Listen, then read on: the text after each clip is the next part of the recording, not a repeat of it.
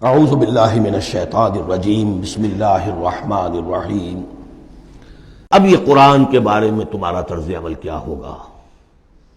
تصویر دکھائی جا رہی ہے پھر سابقہ امت کی، انہیں بھی ہم نے دی تھی کتاب تورات۔ مثل الذین حملوا التوراۃ ثم لم يحملوها كمثل الحمار يحمل اسفارا۔ مثال ان لوگوں کی جو حامل تورات بنائے گئے پھر وہ اس کے حامل ثابت نہ ہوئے۔ اور حمل میں خاص ایک بات ہے، حمال کسے کہتے ہیں؟ بوجھ اٹھا کر ایک جگہ سے دوسری جگہ لے کر جانا، حمال اسے کہتے ہیں۔ اسر اور حمل میں نے فرق بتایا تھا آپ کو سورہ بقرہ جب پڑھ رہے تھے آخری کا، کہ اسر وہ بوجھ ہے جس کے نیچے انسان دب کر رہ جائے، چل نہ سکے، اسر ہے۔ اور حمل وہ ہے جس کو لے کر چل سکے۔ اب عورت کا بھی حمل ہوتا ہے، وہ لے کر چلتی ہے۔ بہرحال جب ایڈوانس پریگننسی ہوتی ہے، دکھ تو ہے، تکلیف ہے، واہنن علی واہنن تو ہے، چل سکتی ہے۔ اسی طرح حمال ہے، وہ لے کے جا رہا ہے۔ تو حمل التوراۃ، یہ اللہ تعالیٰ جس کو یہ کتاب دیتا ہے، حامل بناتا ہے، اس کے ذمے سے پہنچاؤ۔ لتبیننہ، تمہارا فرض ہے اسے واضح کرو، اسے عام کرو۔ یا اہل القرآن، حضور نے فرمایا ہے قرآن والوں، لا تتوسدوا القرآن، قرآن کو تکیہ نہ بنا لینا، ایک ذہنی سہارا۔ ہمارے پاس اللہ کی کتاب ہے، 40 من سونا ہم نے لگا دیا ہے اس قرآن کو تاروں سے لکھنے پر۔ معلوم ہے آپ کو، رکھا ہوا ہے ہمارے ہاں، ایوبی دور کی یادگار۔ بہرحال قرآن مجید کے حامل بنائے گئے تھے اس لیے کہ غوروں تک پہنچاؤ۔ ثم لم يحملوها، انہوں نے نہیں اٹھایا۔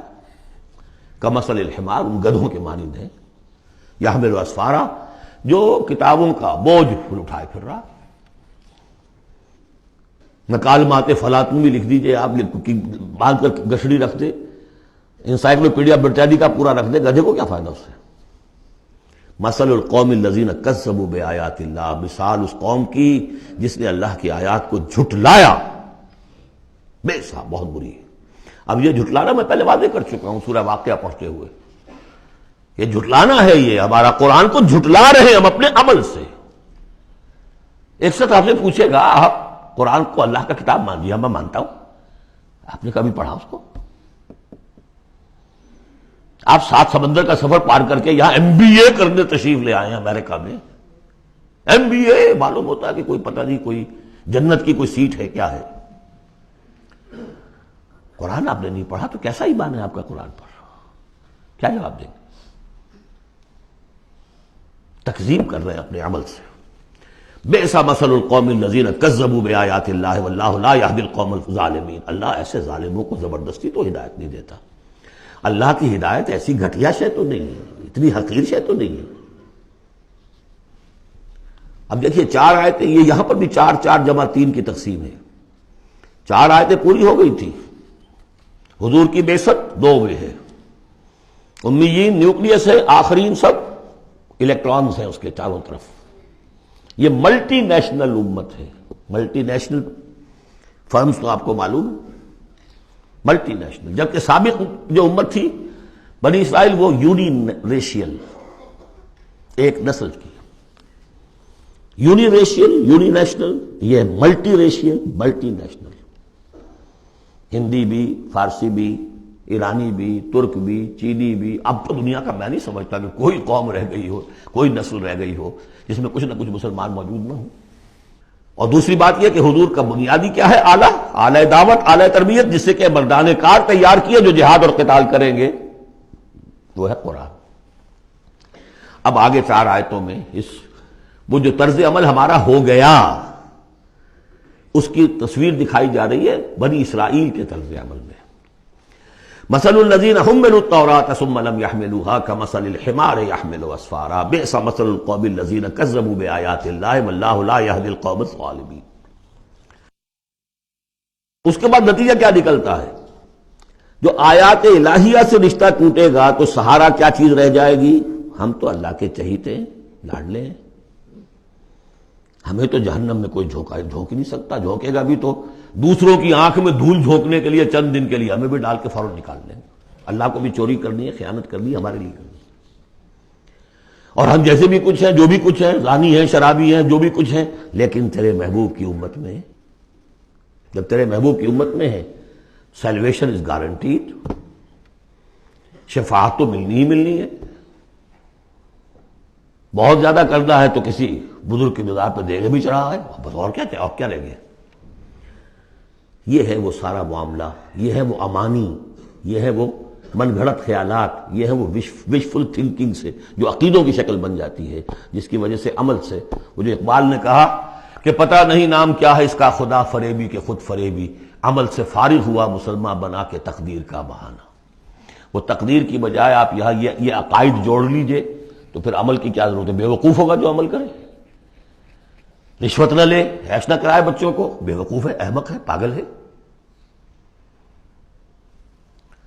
قل یا ایھا الذین ھادوا ان زعمتم انکم اولیاء للہ من دون الناس، کہہ دیجئے اے نبی، اے وہ لوگو جو یہودی ہو گئے ہو، اگر تمہارا واقعی یہ گمان ہے کہ تم اللہ کے دوست اور اللہ تمہارا دوست ہے. ان زعمتم، زوم کا لفظ اردو میں بھی بولتے ہیں خیال خام کے لیے، بڑا زوم ہو گیا اسے. ان زعمتم، اگر تمہیں یہ خیال خام لاحق ہو گیا ہے، انکم اولیاء للہ من دون الناس فتمنوا الموت ان کنتم صادقین، یہ سورہ بقرہ میں آ چکا مضمون. اگر ایسے واقعی خیال ہے تو تمہیں موت کی تمنا کرنی چاہیے. دوست سے ملنے کی آرزو ہوتی ہے یا ہجر کی؟ وصال چاہیے یا ہجر چاہیے؟ وَلَا يَتَمَنَّوْنَهُ أَبَدًا بِمَا قَدَّمَتْ أَيْدِيهِمْ، یہ ہرگز تمنا نہیں کر سکتے موت کی. کیوں؟ بسبب اس کے جو ان کے ہاتھ آگے بھیج چکے ہیں. انہیں معلوم ہے ہم نے کیا کرتوت آگے بھیجے ہیں. بل الانسان علی نفسہ بصیرہ، انسان کو خود معلوم ہے کہ میں کیا کچھ بھیج چکا ہوں، کیا کیا کمائیاں کی ہیں، کیا کیا حرام خوریاں کی ہیں. وہ سارے کے سارے جو ہیں وہ تو آگے بھیجے ہوئے ہیں. واللہ علیم بالظالمین، اللہ ان ظالموں سے خوب واقف ہے.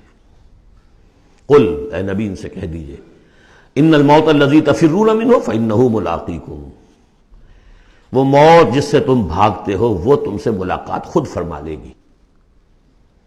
تم بھاگتے رہو، انہ ملاقیکم، وہ آن کھڑی ہوگی سامنے. ثم تردون الی عالم الغیب والشہادہ، پھر تمہیں لوٹا دیا جائے گا اس ہستی کی طرف جو غیب اور شہادہ سب کا جاننے والا ہے. جو تمہارے سامنے ہے اس کا بھی، جو تمہارے پیچھے ہے اس کا بھی، جو بحیثیت نوع انسانی تمہارے لیے کھول دیا گیا اس کا بھی، اور جو تمہارے سے غیب میں رکھ دیا گیا اس کا بھی. فَيُنَبِّئُكُم بِمَا كُنتُمْ تَعْمَلُونَ، پھر وہ تمہیں جتلا دے گا جو کچھ تم کرتے رہے تھے. یہ دوسرا حصہ ہو گیا 4 آیات کا. گویا کہ جو کتاب محمد رسول اللہ دے کر گئے ہیں، قد ترکتم، اور جس کے لیے حکم دے کر گئے تھے کہ اب تمہارے ذمے ہے، میرے کندھے پر سے یہ بوجھ اتر کر تمہارے کندھوں پر آ گیا ہے. الا هل بلغت انا نشهد انك قد بلغت واديت ونصحت، انا نشهد انك قد بلغت الرسالة واديت الامانة وكشفت الغمة. یہ گواہیاں لی ہیں. اس کے بعد اللہم اشہد، اللہم اشہد، اللہ تو بھی گواہ ہے، یہ مان رہے ہیں. اور پھر فَلْيُبَلِّغِ الشَّاهِدُ الْغَائِبَ، ایک سائی آف ریلیف. میرے کندھے پر جو بوجھ تھا، اِنَّا سَنُلْقِي عَلَيْكَ قَوْلًا ثَقِيلًا، آج وہ بوجھ میرے کندھے سے اتر گیا، لیکن تمہارے کندھوں پر آ گیا. مجھے تو صرف امیین تک یہ فرض براہ راست انجام دینا تھا، تمہیں پوری نوع انسانی تک انجام دینا ہے. A heavy burden. اس کے لیے یہ ہے دوسرا حصہ 4 آیات کا. صدق اللہ العظیم.